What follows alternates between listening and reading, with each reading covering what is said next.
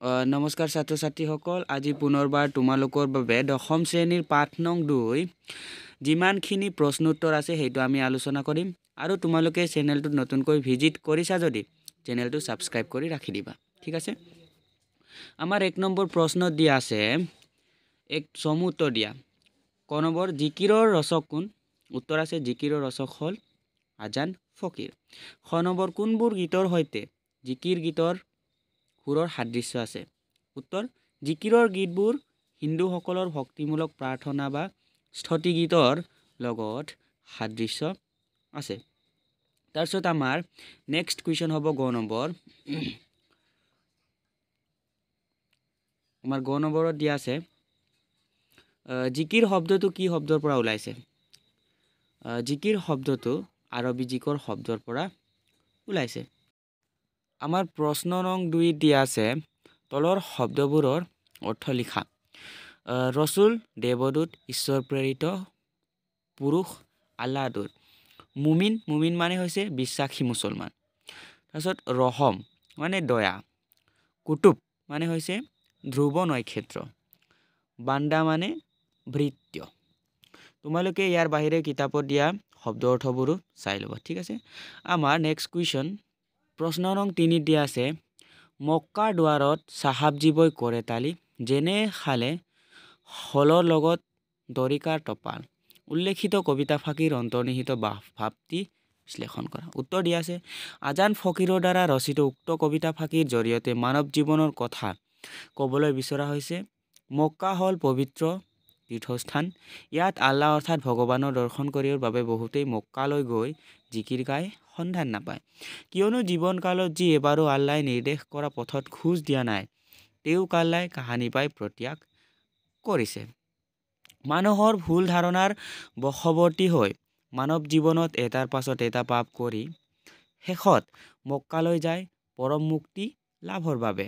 কিন্তু অসৎ কৰ্মত লিপ্ত হোৱাজনে মুখেৰে আল্লাহৰ নাম ল'লেই কেতিয়াও মুক্তি নাপায়। আচলতে বিশ্বাসী মুছলমানৰ অন্তৰতে আল্লাহ লুকাই থাকে, তাক মাত্ৰ স্মৰণ কৰিলেই হ'ল। আমাৰ প্ৰশ্ন নং 4 দিয়া আছে, ব্যাখ্যা কৰা। পানী মৰে পিয়াহত, অগ্নি মৰে জাৰত, খুদা ৰচুল লুকাই আছে মুমিনৰ আঁৰত। উত্তৰ, তোমালোকে সম্পূৰ্ণ প্ৰসংগ সংগতি লিখিবা, ঠিক আছে। ব্যাখ্যাও লিখি ল'বা। প্ৰসংগ দিয়া আছে, উক্ত কবিতা ফাঁকি আমাৰ পাঠ্যপুথিৰ অন্তৰ্গত আজান ফকীৰৰ দ্বাৰা ৰচিত জিকিৰ নামৰ পাঠটিৰ পৰা লোৱা হৈছে। সংগতি, এই পথ ফাঁকিৰ জৰিয়তে আল্লাহ অৰ্থাৎ ভগৱানৰ সান্নিধ্যৰ পথ কিদৰে লাভ কৰিব পাৰে তাকেই ক'বলৈ বিচাৰিছে। আৰু আমাৰ ব্যাখ্যাত আছে, পানীৰ পিয়াহত মৰা আৰু অগ্নিজাৰত মৰা দুয়োটা কথা অসম্ভৱ, অৰ্থাৎ পানীৰ ভিতৰতে নিজৰ পিয়াহ গুচোৱা শক্তি লুকাই আছে। ঠিক তেনেদৰে জুইৰ উত্তাপ শক্তিও নিজৰ ভিতৰতে লুকাই আছে, কিন্তু পানী আৰু জুয়ে নিজৰ শক্তিৰ কথা নাজানে। ঠিক তেনেদৰে পানীৰ পিয়াহত অধীৰজনে পানীক পানী বুলি চিনি নাপালে বা জাৰত কঁপি থকা মানুহ এজনে জুইৰ অস্তিত্বৰ কথা নাজানিলে তাক বিচাৰি চলাত কৰিলেও বিচাৰি পোৱা নাযায়, ঠিক আছে। আমাৰ নেক্সট কুৱেশ্যনত দিয়া আছে, খ নম্বৰ, মক্কাৰ দুৱাৰত চাহাব তীৰ বেনুধৰ ঘাট, বেহাব নোৱাৰে তাত মায়াই ভেটে বাট। প্ৰসংগ, উক্ত কবিতা ফাঁকি আমাৰ পাঠ্যপুথিৰ অন্তৰ্গত আজান ফকীৰৰ দ্বাৰা ৰচিত জিকিৰ নামৰ পাঠটিৰ পৰা তুলি দিয়া হৈছে।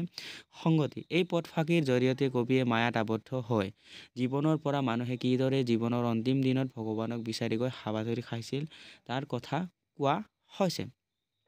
তাৰপিছত আমাৰ ব্যাখ্যাত আছে, ইয়াত মক্কাত পবিত্ৰ ত্ৰিবেণীৰ ঘাট বুলি কোৱা হৈছে। ত্ৰিবেণী হৈছে হিন্দুসকলৰ পবিত্ৰ তীৰ্থস্থান।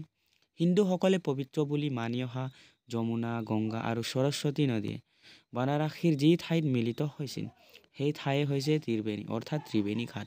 প্ৰতিগৰাকী হিন্দুৱে যদি সেই ত্ৰিবেণীলৈ গৈ তিনি সংগমস্থল স্নান কৰিব পাৰে তেন্তে সকলো পাপৰ খণ্ডন হয় বুলি বিশ্বাস কৰে। সেইবাবে পবিত্ৰ মক্কাক ত্ৰিবেণীৰ লগত তুলনা কৰা হৈছে। মক্কা হ'ল মুছলমানসকলৰ বাবে এক পবিত্ৰ তীৰ্থস্থান। মক্কালৈ গ'লে হেনো সকলো পাপৰ পৰা মুক্তি লাভ কৰে, কিন্তু এই সংসাৰৰ মায়ামোহত বন্দী হৈ থকা মানুহে মক্কালৈ গ'লে মনত সুখ শান্তি নাপায়। উক্ত কবিতা ফাঁকিৰ জৰিয়তে সেয়াই উল্লেখ কৰিছে। আমাৰ নেক্সট প্ৰশ্নত আছে, ইয়াৰ আগতে তোমালোকক এটা কথা জনাই দিম, পাঠভিত্তিক যিমানখিনি প্ৰশ্ন থকাৰ উপৰিও তোমালোকে কবিৰ পৰিচয় আৰু যিবিলাক নেকি শব্দাৰ্থ থাকিব কিতাপত আৰু বাকী আৰু সেই জিকিৰ নামৰ পাঠটিৰ পৰা আহে এটা জিকিৰৰ কেতিয়াবা আহিব পাৰে তোমালোকৰ পৰীক্ষাত জিকিৰৰ চমুদুকা লিখা ঠিক আছে সেইটো তোমালোকে চাই ৰাখিবা পাঠভিত্তিক প্ৰশ্ন উত্তৰ বাহিৰেও সেইবিলাক তোমালোকে চোৱাৰ বহুত প্ৰয়োজন আৰু ব্যাখ্যা যেতিয়া নেকি ব্যাখ্যা লিখা বুলি আহে তোমালোকৰ তেতিয়া তোমালোকে মনত ৰাখিবা যে তাত প্ৰথমৰ পইণ্টত সদায় প্ৰসংগ লিখিবা তাৰ পিছত সংগতি লিখিবা তাৰ পিছতহে তোমালোকে ব্যাখ্যা লিখিবা যদি তেনেকৈ লিখে কি হয় তোমালোকে সম্পূৰ্ণ যদি 4 মাৰ্কছ থাকে বা 5 মাৰ্কছ থাকে বা 3 মাৰ্কছ থাকে তাৰ যিকোনো সম্পূৰ্ণ নম্বৰটো পাবলৈ তেতিয়া সক্ষম হ'বা মানে তেতিয়া তোমালোকৰ ভাল হয় মানে প্ৰসংগ সংগতি ব্যাখ্যা এই সকলোবোৰ তোমালোকে লিখিবা তেতিয়াহ'লে সম্পূৰ্ণ নম্বৰটো পাবা ঠিক আছে আমাৰ এতিয়া নেক্সট কুৱেশ্যন চাম আমি